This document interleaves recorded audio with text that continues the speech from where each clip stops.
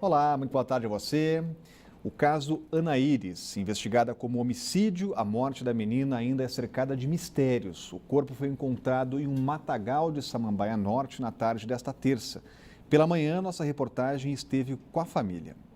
Nesta quarta-feira, amigos da família tentavam consolar a mãe de Ana Iris. A mulher busca entender o que aconteceu com a filha encontrada morta na tarde passada. Muito abalada com a situação, ela preferiu não gravar entrevista, mas a avó da adolescente lembra com saudade dela. Era daqui para cá, daqui para lá. Era desse jeito. Quando lembro dela, só que sinto saudade demais. Quando vai botar comida, se lembra da menina. A mulher ainda conta os últimos momentos que viveu com a menina de 12 anos. Ana Iris estava desaparecida desde o dia 10 deste mês e era a filha mais velha de 4 irmãos. Deixou os 4 irmãozinhos dela. Ele sente falta demais, fala com ela demais. A mãe dela botou a cama dela para cá para não ver a cama dela. Ficar pensando, tem a fotinha dela. O corpo de Ana Iris foi encontrado nesse matagal que fica próximo à casa dela na quadra 829 da região. Parentes afirmam ser ela, apesar de não haver uma confirmação oficial da equipe de investigação. O local onde foi encontrado o corpo também foi cenário de outro crime na tarde de terça-feira. Moradores da região espancaram um adolescente de 16 anos que é primo da vítima. Segundo a Polícia Civil, eles disseram que o menor estava envolvido na morte da menina. A corporação disse em nota que, por enquanto, não descarta nenhuma hipótese, inclusive a participação do primo de Ana Iris. O adolescente espancado foi atingido com golpes de facão e barras de ferro. Ele foi socorrido pelo SAMU e levado ao Hospital Regional de Taguatinga. A Secretaria de Saúde não informa o estado dele. Os 2 homens envolvidos na agressão serão indiciados por tentativa de homicídio e seguem presos. O menor, que também participou da briga, foi encaminhado à delegacia da criança e do adolescente.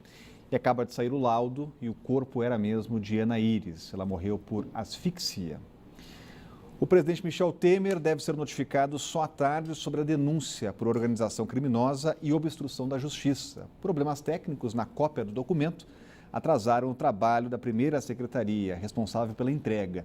A leitura ontem durou 5h30 e abriu caminho finalmente para a tramitação.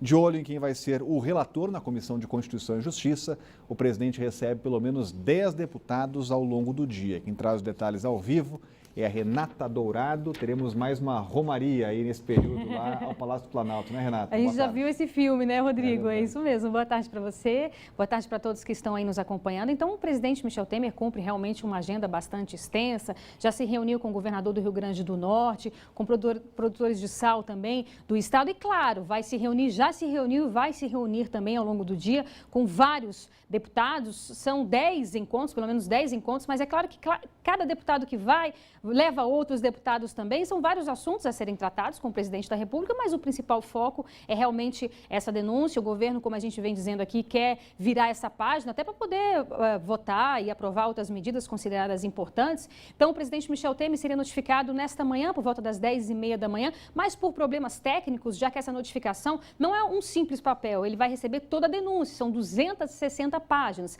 Então, agora a previsão é que ele receba essa denúncia às 2h30 da tarde. A partir daí, começa a contabilizar aquele prazo, ou seja, uma vez que o presidente, de fato, receba essa notificação, aí a defesa tem um prazo de 10 sessões para apresentar os respectivos argumentos. Como a gente vem dizendo aqui, não deve usar esse prazo todo, até porque tem pressa, né? Quer correr aí contra o tempo. Uma vez que ele apresente essa defesa na CCJ, Comissão de Constituição e Justiça, aí a CCJ tem um prazo de 5 sessões. Vai escolher aí, possivelmente deve ser escolhido hoje, esse relator da CCJ, o nome para fazer essa relatoria, enfim, amadurecer esse debate e votar. Mas o que vai prevalecer mesmo vai ser a definição de todos os deputados, ou seja, a definição do plenário. Então, o presidente da Câmara, Rodrigo Maia, já disse que isso deve acontecer, essa votação deve acontecer até o dia 15 de outubro. A gente lembra aqui que o Supremo nada pode fazer sem tiver o aval dos deputados. E para que tenha esse aval, serão necessários 342 votos. Dificilmente a oposição tem esse número, mas é claro que o governo também não quer ser pego de surpresa. E quanto mais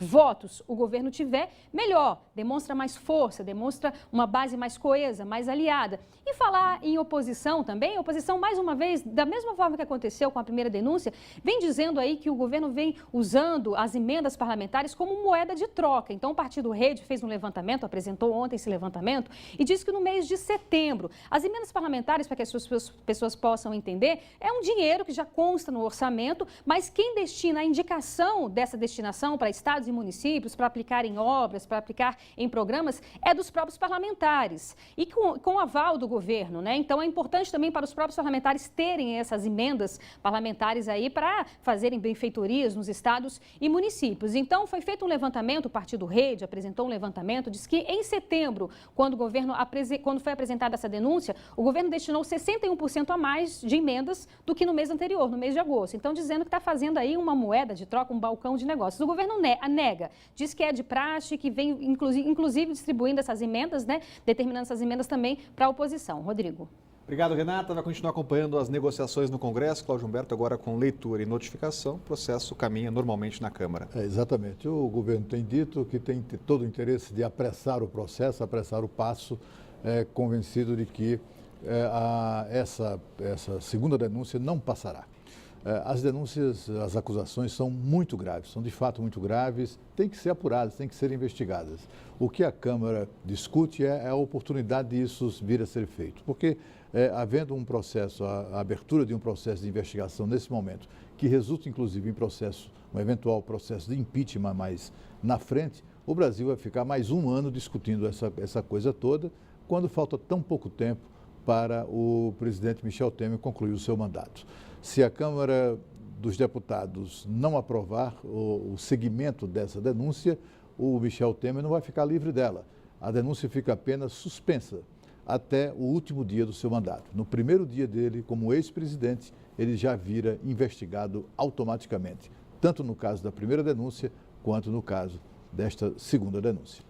O Senado aprovou na noite desta terça-feira a criação de um fundo eleitoral para financiar as campanhas com recursos públicos. A estimativa é que o fundo tenha 1 bilhão e 800 milhões de reais disponíveis. A maior parte vem das chamadas emendas de bancada, usadas em obras e serviços nos estados. Os recursos vão abastecer o fundo exclusivamente em ano eleitoral.